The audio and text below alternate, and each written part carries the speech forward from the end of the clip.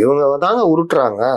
நீங்க அன்புமணியோ தேமுதிகவோ இல்லை இவர்களோ அமித்ஷா, நான் இன்னைக்கு என்ன சொன்னேன், டிடிவி ஓபிஎஸ் அதிமுகவுடைய உட்கட்சி விவகாரம்னு இங்கே வேற மாதிரி பேசினாங்க. நான் என்ன சொன்னேன், ஆமாங்க முதல்ல இதை அப்படிதான் பண்ணுவாங்க, ஏங்க அது உங்க உட்கட்சி பிரச்சனைன்னுவாங்க. அப்புறம் லேட்டரா உள்ள கொண்டு வரதுக்கான வேலையை பாஜக பண்ணோம். அதுக்கு எடப்பாடியை சமாதானப்படுத்துற வேலை பண்ணோம். அப்ப நீங்க கம்முன்னு இருக்கணும். நாதஸ் திருந்திட்டான் பாருங்க, எவ்வளவு அமைதியா இருக்கிறான், வாயை விடாம கம்முன்னு இரு அப்படின்னாங்க. ஆனால் அண்ணாமலை இந்த டீம் வந்து சும்மா இருக்குதா, இஷ்டத்துக்கு பேசிக்கிட்டு சுத்திக்கிட்டு. நீங்க பாஜக ஏடிஎம் கூட நீண்ட நாள் கழிச்சு ஒண்ணு சேர்றாங்க. ஓபிஎஸ் ஏடிஎம் விட்டு விரட்டப்பட்டவர். அப்படி இருக்கும் பொழுது இந்த கூட்டணி அமைஞ்ச பிறகு பிரதமர் சென்னைக்கு வர்றாரு. உங்களுக்கு எப்படி அப்பாயின்மெண்ட் கொடுப்பாருன்னு எதிர்பார்க்குறீங்க? என்ன மோட்டோல என்ன டெசிக்னேஷன்லாம் உங்களுக்கு கிடைக்கும் தருவாங்க.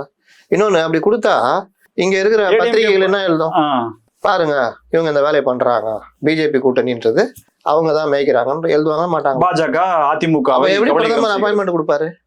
உனக்கு சொன்ன வேலையே செய்யாம இருந்தாலும் ஏதாவது நோண்டி வேலை பண்ணிட்டு இருக்க. அப்ப எப்படி அப்பாயின்மெண்ட் கொடுக்கலன்னு ஒண்ணு என்ன பண்ணாரு, தமிழகத்துக்கு தர வேண்டிய நிதியை தர வேண்டும் ஒரு அறிக்கை விடுறாரு உடனே.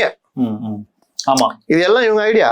இப்படி அப்படிங்க பயப்படுவாங்க, அதுக்கெல்லாம் பயப்பட மாட்டாங்க.